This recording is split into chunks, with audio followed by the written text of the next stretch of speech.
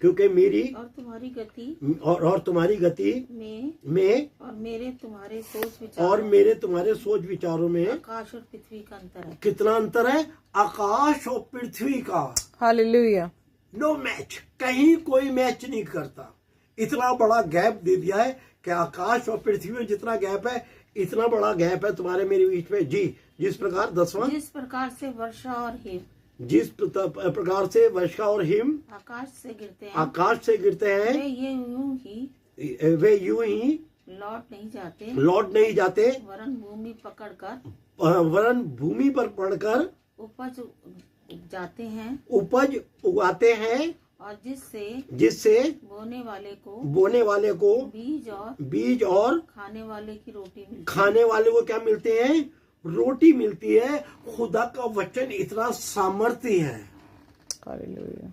कैसा सामर्थ्य है? जैसे आकाश से ओस पहले गिरा करती थी और उससे पृथ्वी नमी पकड़ती थी और तमाम उपजाऊ चीजें पैदा करती थी। उसमें बीज और तमाम गेहूं और ये सारी चीजें क्या है? बोने वाले को मिलती थी और खाने वालों के लिए रोटी उत्पन्न होती थी। रोटी तैयार हुआ करती थी गेहूं से और तमाम चीजों से, जौ और बाजरा और तमाम जो हमारे मुल्क में तमाम वो चलते हैं। और पूरे विश्व में सिर्फ हमारे मुल्क में नहीं, पूरे विश्व में इन सारी रोटियों को खाया जाता है। वो क्या है? इसलिए वो कह रहा मेरा वचन ऐसा सामर्थ्य है। ये वचन जिसके पास भी गया है और जिसने ये कह दिया कि मैं खुदा का बंदा हूं, मैं परमेश्वर का बंदा हूं, परमेश्वर की मर्जी मुझ में पूरी हो। मां मरियम के पास कुछ नहीं आया था, परमेश्वर का वचन आया था। और जैसी मां मरियम ने ग्रहण करा और क्या चीज उत्पन्न हुई? वो जगत की रोटी उत्पन्न हुई, वो जगत की ज्योति उत्पन्न हुई, वो जगत की पानी उत्पन्न हुआ और तमाम चीजें क्या हुआ? वो उत्पन्न हुई।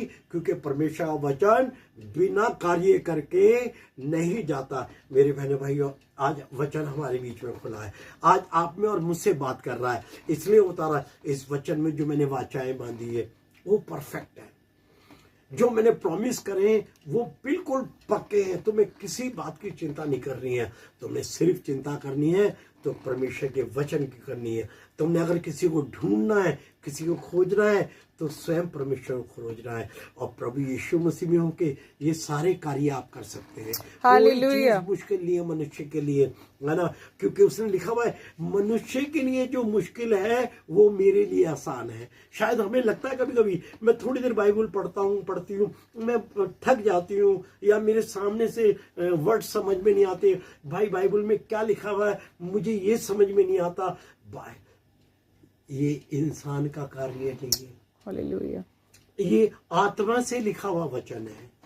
परमेश्वर के दासों के पास ये वचन पहुंचा और आत्मा ने परमेश्वर के आत्मा से प्रेरित होके, वचन बता रहा है, आत्मा से प्रेरित होके परमेश्वर के दासों ने ये पूरे वचन को लिखा है। ये 66 पुस्तकों को लिखा है। इसमें एक एक बात जो है स्वयं परमेश्वर की कही हुई है, जो बार बार प्रभु के दास जोड़ देते।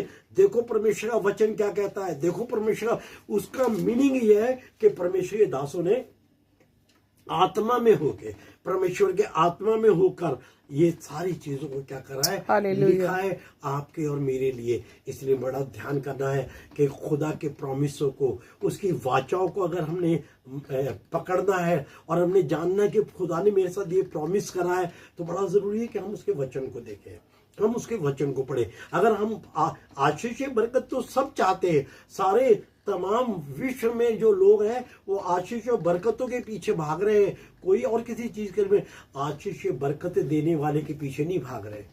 हालेलुया। हालेलुया। हम उसके